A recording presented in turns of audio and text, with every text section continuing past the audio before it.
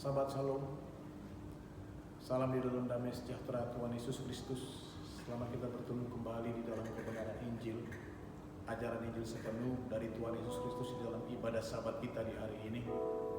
Segala puji dan syukur hanya bagi Tuhan Yesus Kristus, karena hanya oleh kemurahannya dan kebaikannya kita masih diperkenankan untuk menikmati Sabat Tuhan di hari ini. Sebelum firman Tuhan disampaikan, saya undang para jemaat yang ada di rumah. Kita sama-sama bangkit berdiri, kita mengangkat satu pujian penyembahan dan masuk di dalam doa firman. Kita angkat satu pujian, Tuhan, ku mau menyenangkanmu.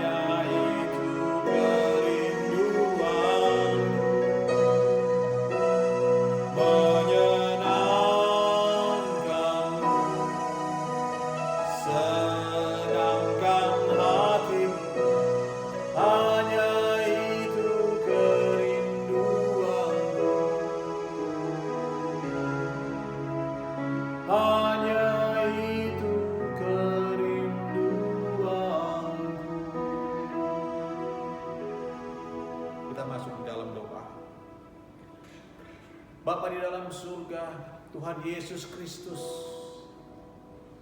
kami meninggikan nama-Mu Tuhan, kami mengagungkan kemuliaan-Mu, kekalah kerajaan-Mu, pemerintahan-Mu di bumi seperti di surga.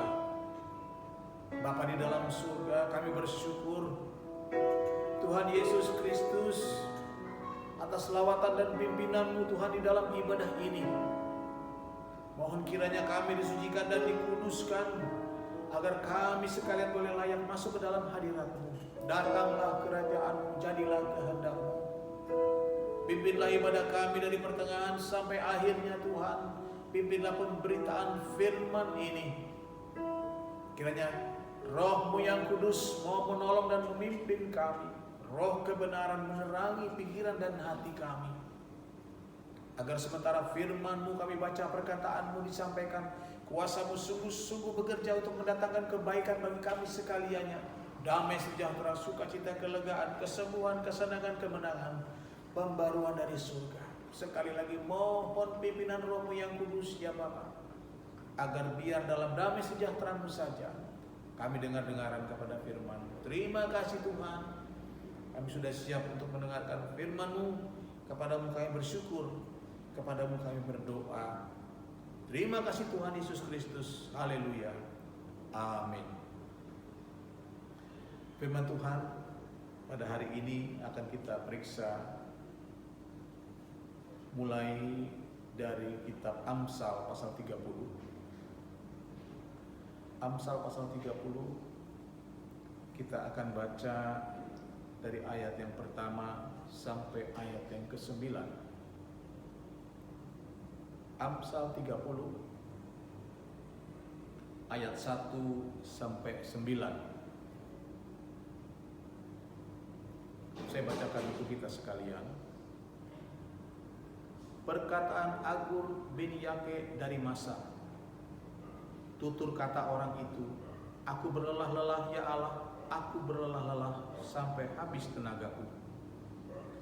Sebab aku ini lebih bodoh daripada orang lain. Pengertian manusia tidak ada padaku. Juga tidak kupelajari hikmat, sehingga tidak dapat kukenal yang Maha Kudus.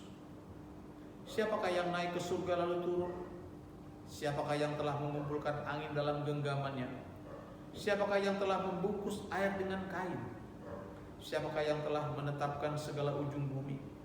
Siapa namanya dan siapa nama anaknya? Engkau tentu tahu. Semua firman Allah adalah murni. Ia adalah perisai bagi orang-orang yang berlindung padanya. Jangan menambahi firman-Nya, supaya engkau tidak ditegurnya dan dianggap pendusta. Dua hal aku mohon kepadamu, jangan itu kau tolak sebelum aku mati, yakni jauhkanlah daripadaku kecurangan dan kebohongan. Jangan berikan kepadaku kemiskinan atau kekayaan. Biarkanlah aku menikmati makanan yang menjadi bagianku. Supaya kalau aku kenyang, aku tidak menyangkalmu dan berkata, siapa Tuhan itu? Atau kalau aku miskin, aku mencuri dan mencemarkan nama Allah. Amin. Tuhan Yesus memberkati. Tema firman Tuhan kita pada hari ini adalah doa untuk kebahagiaan. Sekali lagi, doa untuk kebahagiaan di dalam ayat-ayat yang kita baca yang cukup panjang ini tertulis di dalam ayat 7 sampai ayat 9. Itulah isi daripada doa untuk kebahagiaan. Namun perlu bagi kita untuk memeriksa ayat-ayat sebelumnya secara keseluruhan, supaya kita memahami bagaimana caranya kita memiliki doa untuk kebahagiaan ini. Kita mulai dari isi doa itu, saudara-saudaraku. Kalau kita perhatikan ayat 7 sampai ayat 9, doa untuk kebahagiaan ini ternyata adalah doa yang sangat sederhana dan sangat singkat. Merupakan satu doa khusus, doa utama yang selalu didoakan saudara-saudaraku setiap hari. Seperti ada tertulis, saudara-saudaraku, dua hal aku mohon kepadamu, jangan itu kau tolak sebelum aku mati. Di dalam istilah orang Jakarta itu berdoa mati-matian. Kalau belum dikabulkan tidak berhenti. Satu doa utama, doa untuk kebahagiaan yang isinya adalah dua permohonan atau dua pokok doa. Tertulis di dalam ayat 8a dan 8b. Ayat 8a, jauhkanlah daripadaku kecurangan dan kebohongan, adalah saudara-saudaraku permohonan atau pokok doa yang pertama. Minta agar dijauhkan dari kecurangan dan kebohongan itu adalah meminta kejujuran dan ketulusan di hadapan Tuhan yang Maha Tahu. Meminta kehidupan yang jujur dan tulus di hadapan Tuhan yang Maha Melihat. Dijauhkan dari kehidupan yang bersandiwara, saudara-saudaraku, yaitu melakukan kecurangan atau apalagi menyangkal Tuhan. Itu adalah pokok doa yang pertama, meminta ketulusan dan kejujuran.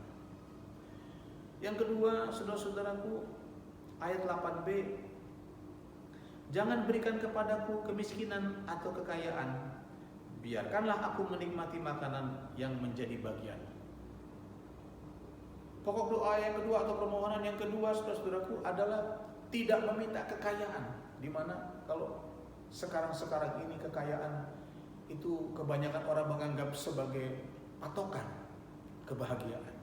Tetapi di dalam doa orang benar atau doa untuk kebahagiaan, dia tidak meminta kekayaan, apalagi kemiskinan, karena memang di dunia ini kemiskinan adalah, saudara-saudaraku, terkait dengan kesusahan.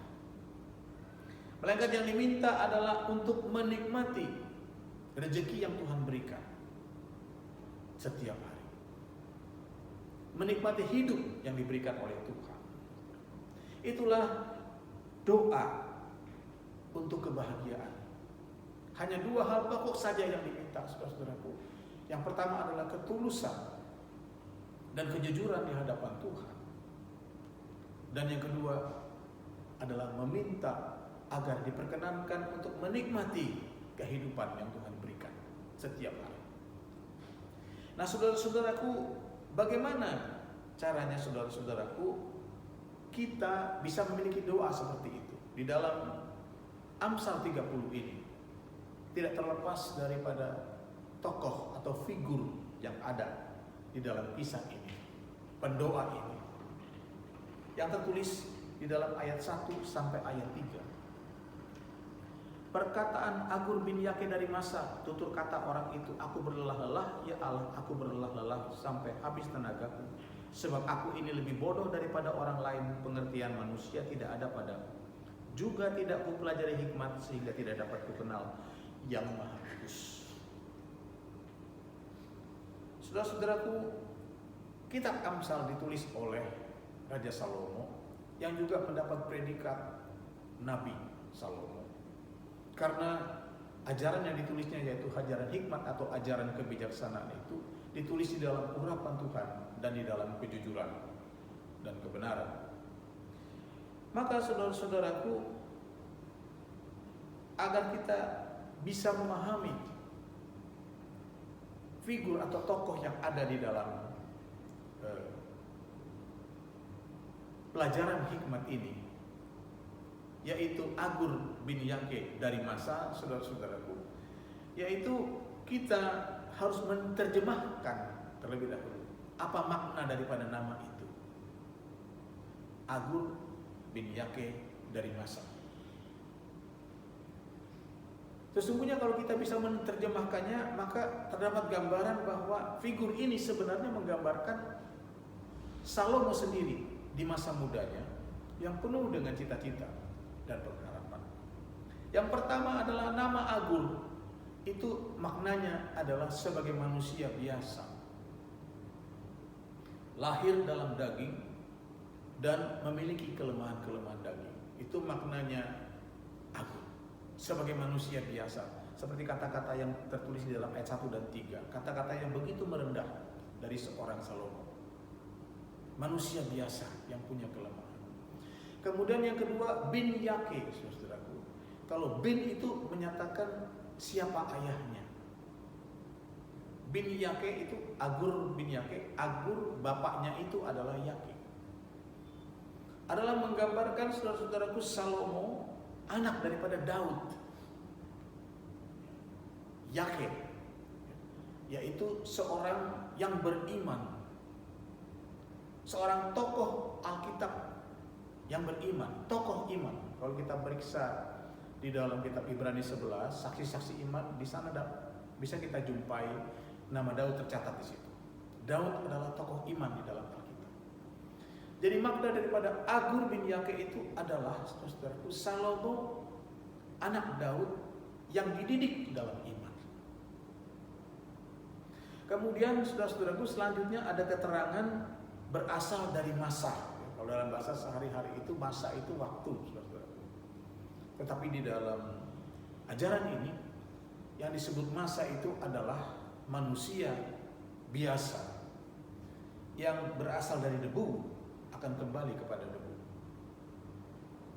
Namun di dalam iman, inilah Salomo sebagai anak daripada Daud yang diajar di dalam iman, saudara-saudaraku. Di dalam iman, maka manusia itu berasal dari Tuhan dan akan kembali kepada Tuhan. Amin, saudara-saudara. Akan kembali kepada Tuhan. di dalam iman. Apa maksudnya di dalam iman, saudara-saudaraku? Di dalam ajaran Injil sepenuh atau di dalam visi GBGS, di dalam iman itu adalah berakar, bertumbuh, dan berbuah-buah. Yang dimaksud dengan berakar, bertumbuh, dan berbuah itu adalah bertumbuh di dalam pengenalan yang benar kepada Tuhan. Kalau kita sudah mengenal Tuhan dengan benar, maka kita akan kembali kepada Tuhan. Nah, saudara-saudaraku, bagaimana caranya kita dapat mengenal Tuhan dengan benar, saudara-saudaraku? Itu diterangkan di dalam ayat selanjutnya, yaitu di dalam ayat 4 dan 4, 5 dan 6. Siapakah yang naik ke surga lalu turun? Siapakah yang telah mengumpulkan angin dalam genggamannya? Siapakah yang telah membungkus air dengan kain? Siapakah yang telah menetapkan segala ujung bumi? Siapa namanya dan siapa nama anaknya? Luar biasa. Engkau tentu tahu. Ini doa daripada Agur bin Yakir ini kepada Tuhan. Semua firman Allah adalah murni. Ia adalah perisai bagi orang-orang yang berlindung padanya. Jangan menambahi firman-Nya supaya engkau tidak ditegurnya dan dianggap berdusta. Siapakah orang yang dapat mengenal Tuhan dengan benar? Orang yang bertumbuh di dalam iman, di dalam ajaran Injil sepenuh, berakar, bertumbuh, berbuah-buah, bertumbuh dalam pengenalan yang benar kepada Tuhan. Kalau kita renungkan ayat 4 sampai 6 ini, saudara-saudara, nyatalah bahwa ini adalah nubuatan tentang Kristus. Siapakah yang naik ke surga lalu turun? Siapakah yang telah mengumpulkan angin? Siapakah yang telah membungkus air? Siapakah yang telah menetapkan ujung bumi? Siapakah yang menciptakan alam semesta ini? Firman yang telah menjadi manusia, Yesus Kristus. Ini adalah nubuatan, saudara-saudaraku, tentang Kristus. Bahkan kalau kita renungkan lebih mendalam lagi di dalam ajaran Injil sepenuh, ini adalah penggenapan tentang firman iman yang mulanya dinubuatkan oleh Nabi Musa dalam kitab Ulangan 30, kemudian digenapi di dalam perjanjian baru di dalam kitab Roma pasal 10, di mana Roma pasal 10 ayat 17 mengatakan iman timbul dari pendengaran oleh firman Kristus. Jadi jelas, saudaraku, yang dimaksud dengan pertumbuhan iman ini adalah, saudara-saudara, pertumbuhan di dalam firman Kristus, dengar-dengaran di dalam firman Kristus. Ini adalah nubuatan tentang kebenaran yang penggenapannya ada di dalam perjanjian baru. Sebagaimana kitab Kolose katakan bahwa ajaran yang ada di dalam perjanjian lama ini adalah bayangan, sedangkan wujudnya ada di dalam Kristus, ada di dalam firman Kristus. Saudara-saudaraku yang berbahagia, di dalam nama Tuhan Yesus Kristus, di sini dikatakan semua firman Allah adalah murni. Ia adalah perisai bagi orang-orang yang berlindung padanya. Jangan menambahi firman-Nya supaya engkau tidak ditegurnya dan dianggap pendusta. Menggambarkan ketaatan, menggambarkan ketekunan di dalam firman. Yang bagi kita hidup zaman perjanjian baru ini adalah ketekunan kita di dalam Injil atau di dalam firman Kristus. Maka kita akan, saudara-saudaraku, memiliki pengenalan yang benar akan Tuhan. Dan kita akan, saudara-saudaraku, memahami doa untuk kebahagiaan. Sehingga kita bisa memiliki doa untuk kebahagiaan itu. Nah, saudara-saudaraku yang berbahagia, di dalam nama Tuhan Yesus Kristus, di dalam pertumbuhan iman kita, di dalam firman Kristus, kita diberi pengertian akan, saudara-saudaraku, doa untuk kebahagiaan. Yang inti sarinya, saudara-saudaraku, adalah kekayaan bukanlah kunci untuk kebahagiaan. Sekali lagi, kekayaan bukanlah kunci untuk kebahagiaan. Kita baca ayat selanjutnya, bacaan yang kedua, ada 3 firman pada hari ini, saudara-saudaraku, yaitu dalam kitab Pengkhotbah pasal yang ke-6,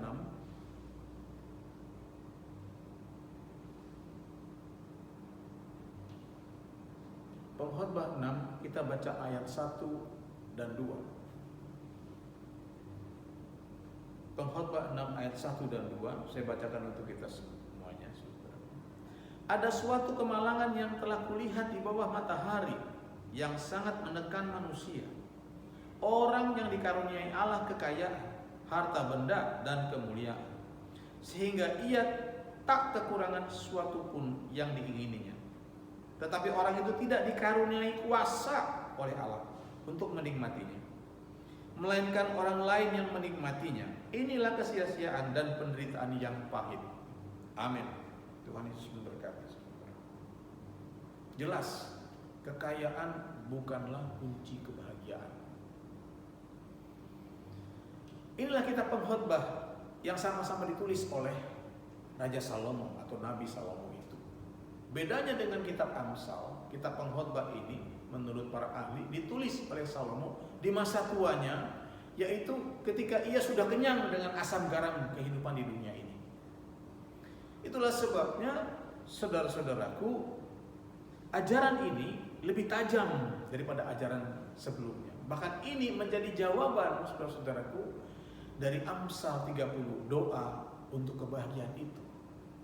Kunci kebahagiaan itu terletak pada kuasa.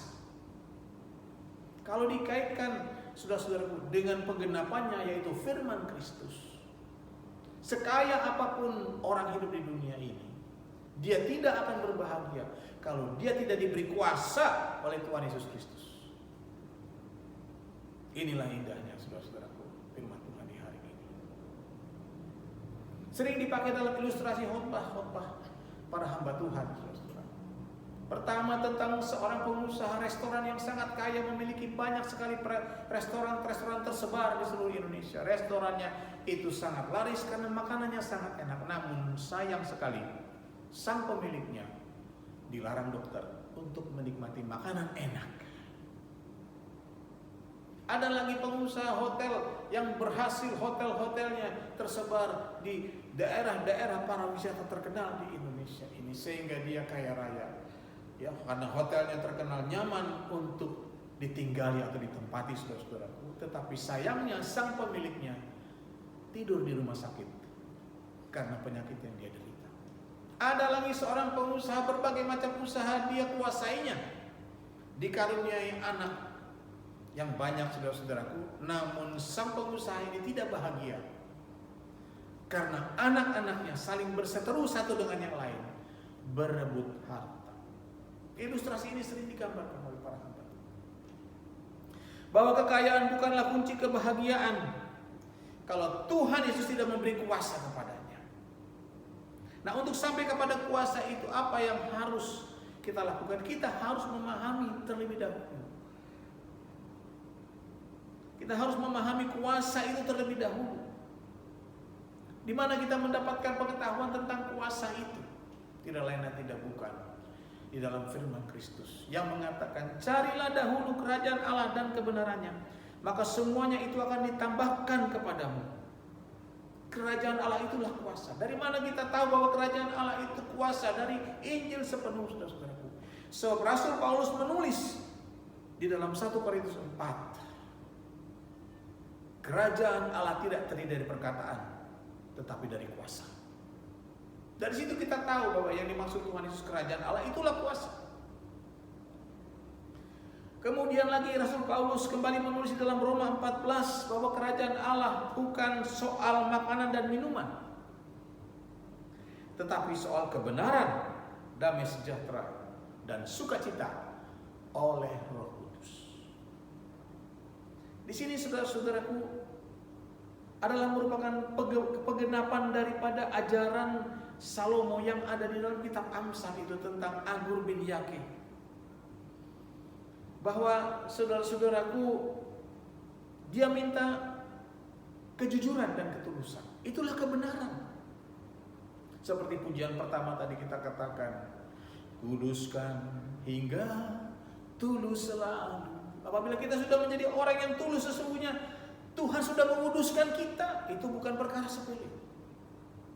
Yang diminta di dalam doa kebahagiaan, minta kejujuran dan ketulusan.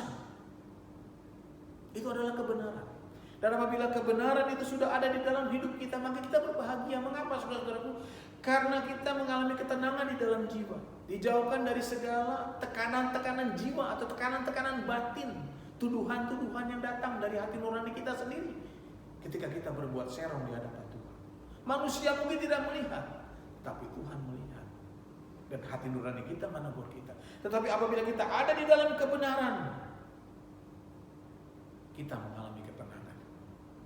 Ditambah lagi dengan damai sejahtera dan sukacita oleh Roh Kudus. Itulah saudara-saudaraku gambaran daripada kuasa Roh Kudus, kuasa yang dijanjikan Yesus kepada murid-muridnya. Inilah yang namanya ajaran Injil sepenuh, saudara-saudaraku, di mana kita selaku umat Injil sepenuh itu menerima ajaran rasul-rasul, seperti surat Rasul Paulus kepada Korintus, seperti surat Rasul Paulus kepada Roma tadi, sebagai Injil.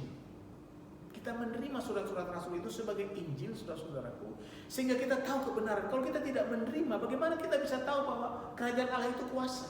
Itu diterangkan di dalam surat ajaran rasul-rasul, dari mulai surat Roma sampai surat Yudas. Itulah Injil sepenuh, saudara-saudaraku, yang tidak lain daripada perjanjian baru seutuhnya dari Matius sampai Wahyu adalah merupakan firman Tuhan Yesus di dalam 3 wujud seperti yang saya tulis di dalam makalah Ayo Cinta Injil Sepenuh itu. Perjanjian baru itu adalah firman Tuhan Yesus dalam 3 wujud. Pertama, Tuhan Yesus berfirman dalam wujudnya sebagai manusia. Itu ada tertulis dalam Matius, Markus, Lukas, Yohanes. Bahkan kisah para rasul sebelum Tuhan naik ke surga, Tuhan masih sempat berpesan kepada murid-muridnya, jangan tinggalkan Yerusalem, kamu akan menerima kuasa. Tuhan berfirman sebagai manusia. Selanjutnya Tuhan juga berfirman sebagai roh, saudara-saudaraku, di dalam wujud Roh Kudus. Itulah surat ajaran para rasul dari kitab Roma sampai kitab Yudas. Tuhan Yesus yang berfirman itu, seperti yang sudah diriwayatkan dalam kisah para rasul. Yesus berfirman kepada Filipus, Yesus berfirman kepada Petrus, Yesus berfirman kepada Rasul Paulus di dalam roh. Itulah sebabnya surat-surat ajaran daripada rasul itu adalah merupakan firman Tuhan Yesus yang membuka, saudara-saudaraku, yang memberi jawaban kepada apa yang diajarkan Yesus di dalam Injilnya. Yang pertama, Matius, Markus, Lukas, Yohanes, juga kisah para rasul. Kemudian yang terakhir Yesus berfirman sebagai Allah, itulah yang ada di dalam kitab Wahyu. Digambarkan wujud Yesus yang demikian berkilau, saudara-saudara. Yesus berfirman sebagai Allah. Maka saudara-saudaraku yang berbahagia, Injil sepenuh itulah yang dimaksud sebagai kerajaan Allah dan kebenarannya, di mana kita harus bertekun di dalamnya, harus dengar-dengaran kepadanya, saudara-saudaraku, sehingga kita bertumbuh di dalam iman, berakar, bertumbuh dan berbuah-buah di dalam pengenalan yang benar akan Tuhan. Kita masuk di dalam bagian yang terakhir. Kita akan membaca ayat yang terakhir. Kita buka Injil Lukas pasal 11 ayat 5 sampai 13, yaitu penggenapan daripada doa untuk kebahagiaan. Lukas 11 ayat 5 sampai 13.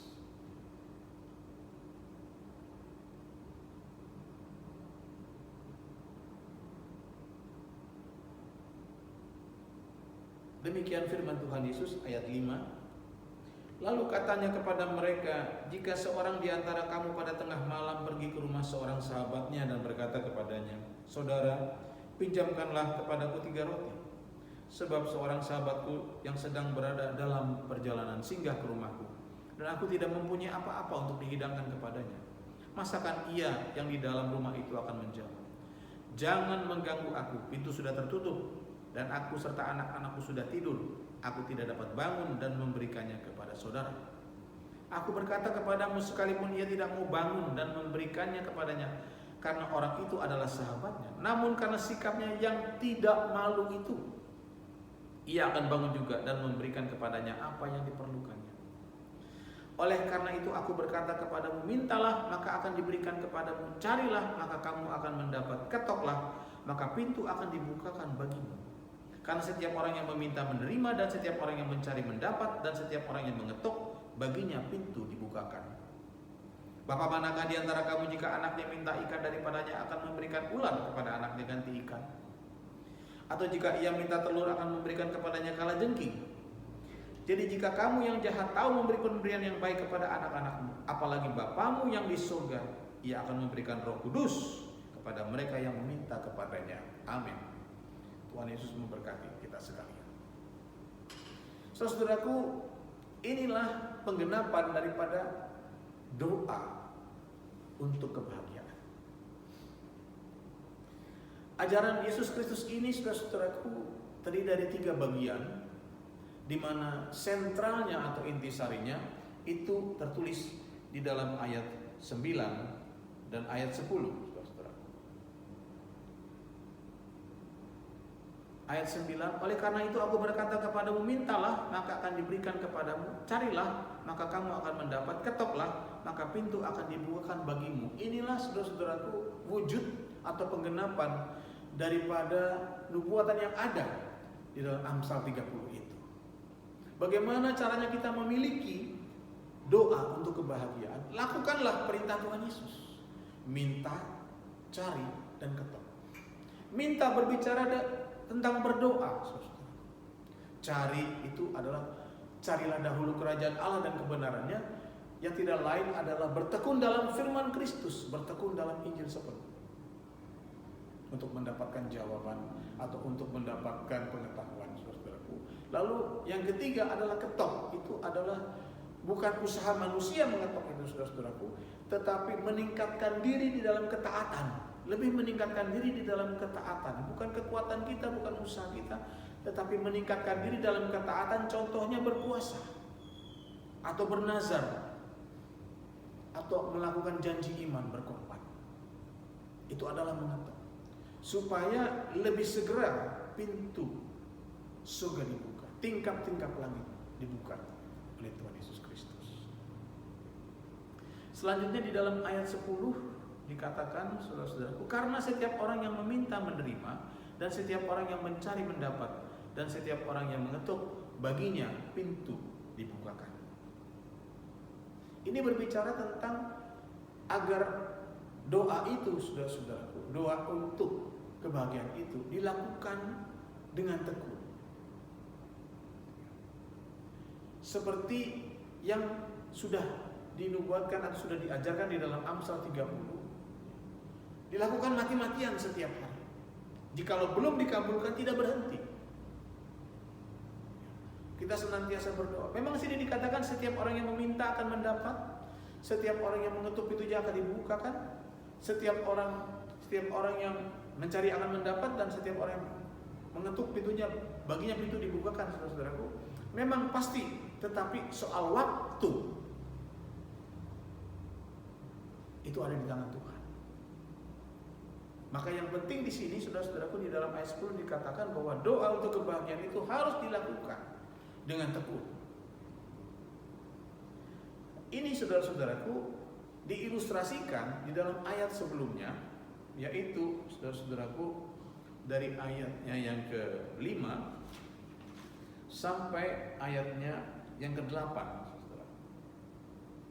Lalu katanya kepada mereka, jika seorang di antara kamu pada tengah malam pergi ke rumah seorang sahabatnya dan berkata kepadanya, saudara, pinjamkanlah kepadaku 3 roti, dan selanjutnya, yaitu menggambarkan seorang pada tengah malam itu memiliki kebutuhan.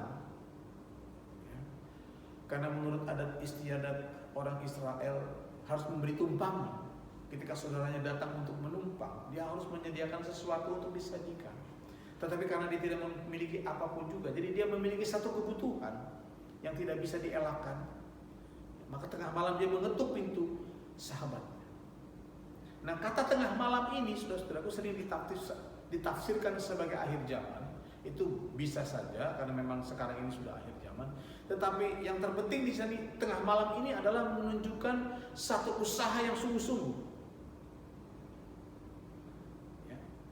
Seperti yang tertulis dalam ayat 8, aku berkata kepadamu, sekalipun ia tidak mau bangun dan memberikannya kepadanya karena orang itu adalah sahabatnya, namun karena sikapnya yang tidak malu itu, ia akan bangun juga dan memberikan kepadanya apa yang diperlukan.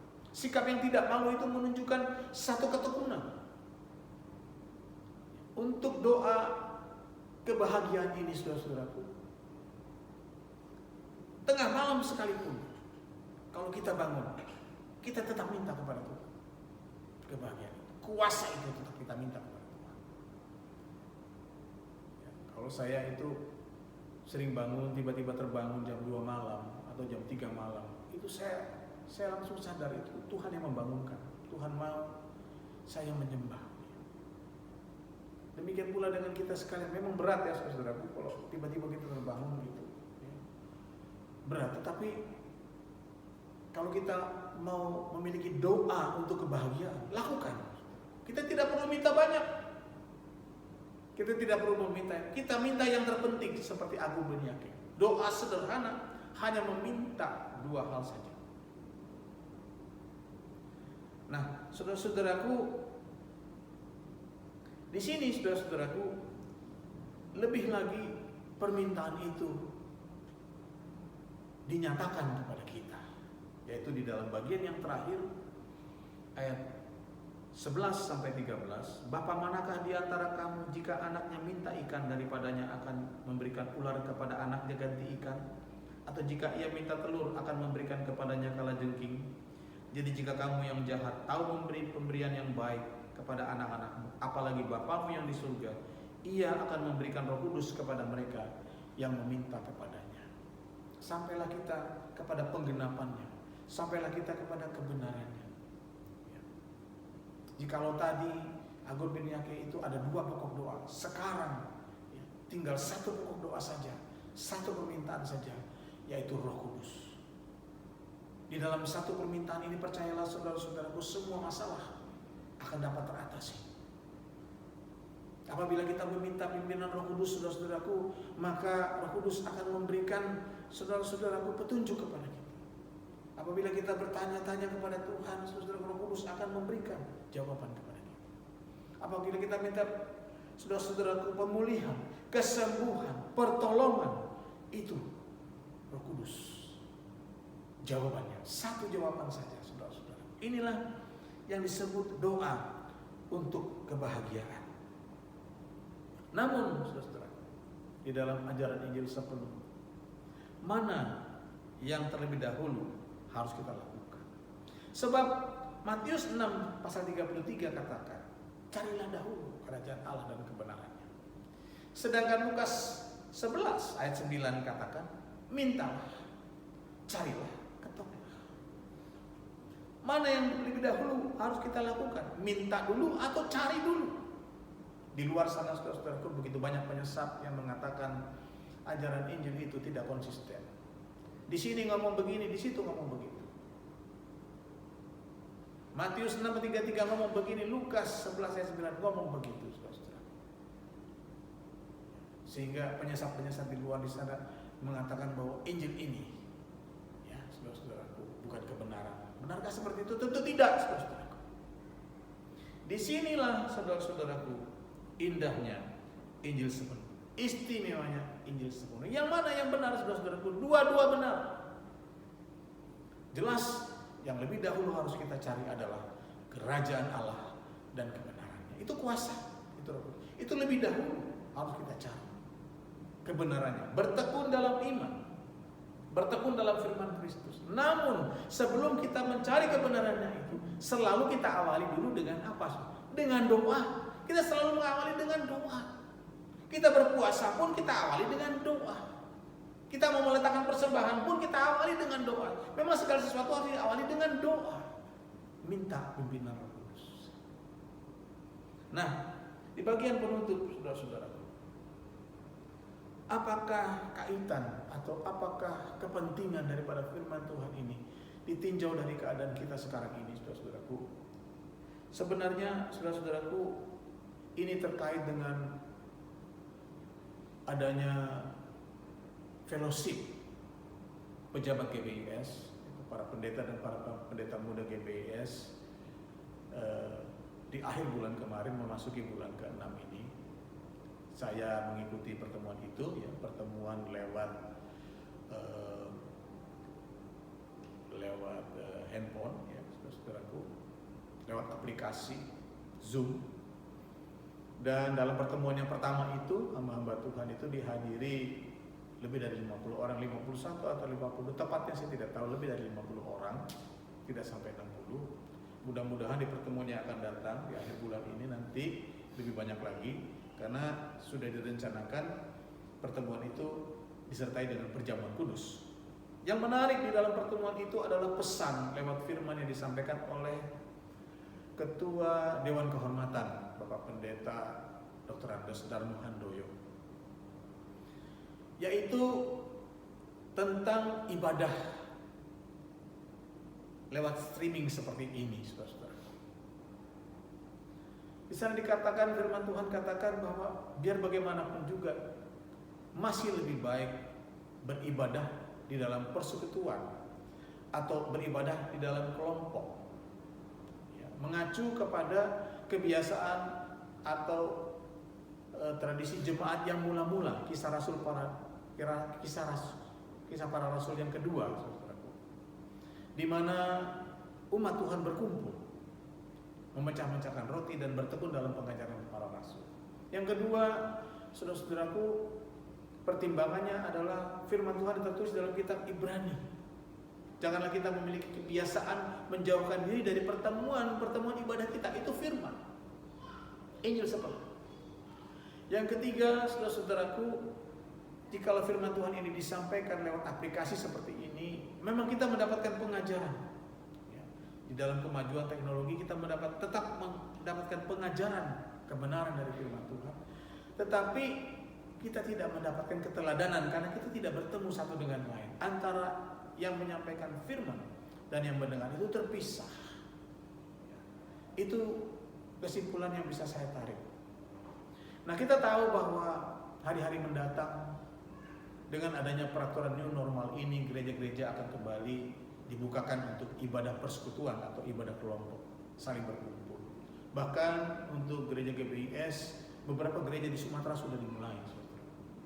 Namun di dalam pesan daripada Ketua Dewan Kehormatan itu, kalaupun ibadah itu dilakukan sementara wabah penyakit corona 2019 ini masih tetap ada, maka ibadah itu tidak akan bisa sepenuhnya, saudara-saudara, dengan sepenuh hati, karena pasti akan ada kecurigaan satu dengan yang lain. Pasti ada itu. Itulah sebabnya firman Tuhan ini datang kepada kita sekalian. Doa untuk kebahagiaan. Lebih dari 3 bulan kebahagiaan kita sudah dikurangi, saudara-saudaraku, terutama di dalam ibadah. Kita sudah merindu untuk dapat beribadah kembali, berkumpul bersama-sama. Kita rasakan satu kebahagiaan yang luar biasa, sukacita yang luar biasa, damai sejahtera yang luar biasa, urapan Tuhan. Kita bisa rasakan bersama-sama. Itu kita rindukan. Dan di hari ini, saudara-saudara, firman Tuhan katakan, mari berdoa mati-matian. Jangan berhenti sebelum dikabulkan. Minta kuasa Roh Kudus turun dari surga untuk menghancurkan ini corona, supaya corona bisa berhenti, supaya corona bisa dihalaukan dari negeri kita Indonesia, bahkan dari dunia ini. Inilah yang harus kita doakan bersama-sama, saudara. Satu doa saja kita mohonkan kepada Tuhan. Di dalam menyembah tidak perlu banyak perkataan. Kita hanya meminta urapan Roh Kudus, kita hanya meminta kuasa Roh Kudus, kita hanya meminta pertolongan Roh Kudus. Kuasa Roh Kudus dinyatakan, terutama agar kita dapat kembali berkumpul bersama-sama di dalam ibadah persekutuan seperti jemaat yang mula-mula. Terpujilah nama Tuhan Yesus Kristus. Biarlah kiranya Roh Kudus yang akan mengajarkan lebih lanjut kepada kita. Tuhan Yesus memberkati. Mari saudara-saudaraku, kita akan sama-sama menutup ibadah kita. Namun sebelumnya, saya rindu kita bersama-sama mengangkat satu pujian penyembahan, satu pujian syukur. Allah mengerti banyak perkara.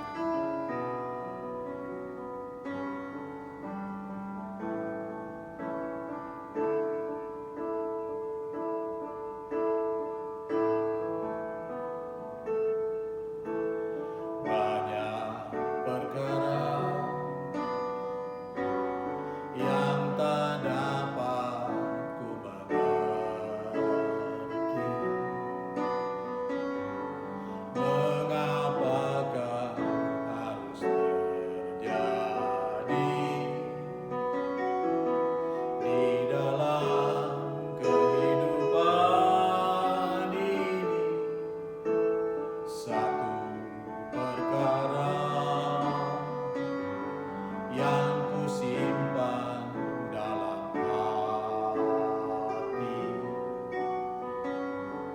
tiada satu pun kan terjadi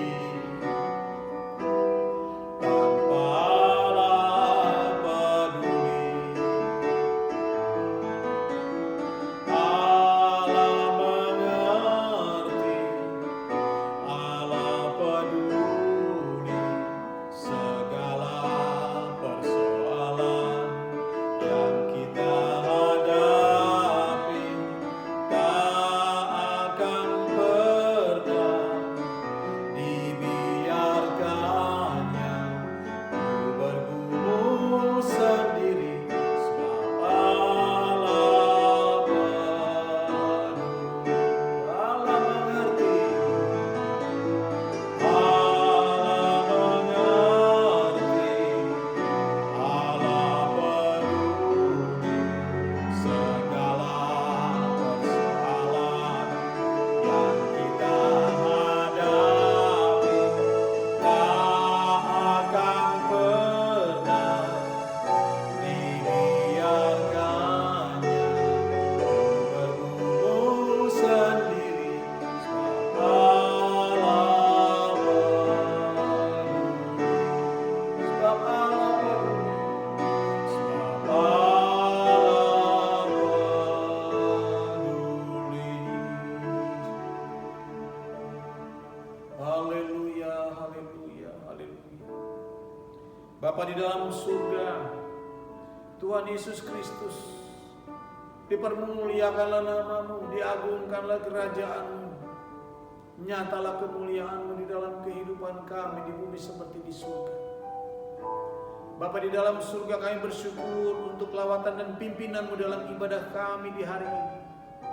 Kami bersyukur untuk firman yang Kau ajarkan kepada kami, doa untuk kebahagiaan. Itulah yang kami perlukan Tuhan, untuk kami lakukan, untuk kami gumuli Tuhan Yesus Kristus dengan tekun, dengan setia. Yaitu satu permohonan saja, meminta kuasa Roh-Mu yang kudus dinyatakan, sebab kuasa itulah kunci kebahagiaan hidup kami, umat-Mu di dunia ini.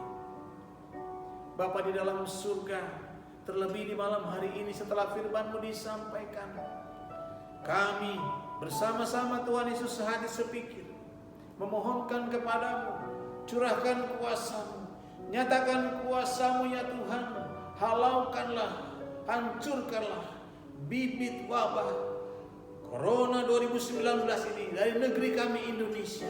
Bahkan lebih daripada itu, bebaskanlah dunia oleh kuasa Roh-Mu yang kudus dari penyakit Corona ini. Terima kasih Tuhan Yesus Kristus, haleluya. Kami juga berdoa Tuhan untuk umat pilihan-Mu bangsa Israel. Biarlah Bapa kasih karunia-Mu senantiasa tercurah kepada umat pilihan-Mu, dan berita Injil sepenuhnya juga sampai di tanah perjanjian, agar bertambah-tambahlah jumlah dan bilangannya umat pilihan-Mu, kedua belah suku itu yang bertobat, menerima Yesus Kristus sebagai Tuhan dan Juru Selamat di akhir zaman ini. Dan biarlah jumlahnya sudah lebih banyak daripada saat kemarin kami berdoa kepada-Mu. Terima kasih Tuhan Yesus Kristus. Lawatlah pemerintahan Israel, lawatlah bangsa negara Israel, dan berkatilah kota Yerusalem. Biarlah damai sejahtera-Mu Tuhan memenuhi kota Yerusalem, timur, barat, utara, selatan, menanti Tuhan kedatangan-Mu, Mesias yang hidup. Terima kasih Tuhan Yesus Kristus. Demikianlah lawatlah juga bangsa negara kami Indonesia ini Bapa di dalam surga, terutama kota-kota di mana jemaat-Mu, gereja Betel Injil sepenuh tinggal. Lindungi Tuhan, mohon belas kasihan-Mu Tuhan, jauhkan daripada segala tulah-tulah, tanda-tanda akhir zaman yang sudah dinyatakan, karena kefasikan Tuhan, karena dosa-dosa bangsa kami sendiri.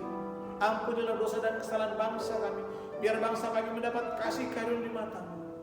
Biarkanlah juga Tuhan berita Injil sepenuhnya boleh sampai ke seluruh pelosok wilayah Indonesia ini. Urapilah hamba-hamba-Mu para penginjil, agar bertambah-tambahlah jumlah dan bilangannya saudara-saudara kami sebangsa dan setanah air yang bertobat, menerima Yesus Kristus sebagai Tuhan dan Juru Selamat. Dan biarlah jumlahnya sudah lebih banyak daripada saat kemarin kami berdoa kepada-Mu. Berkati gereja Betel Injil sepenuh Bapa di dalam surga, berkati badan penghubung, berkati Tuhan, badan penasehat, berkati majelis daerah, gembala-gembala sidang, pembela-pembela sidang, para pejabat-pejabat, hamba-hamba-Mu dan pelayan-pelayan. Biarlah kami sehati sepikir di dalam ajaran-Mu, Injil sepenuh. Terima kasih Tuhan Yesus Kristus.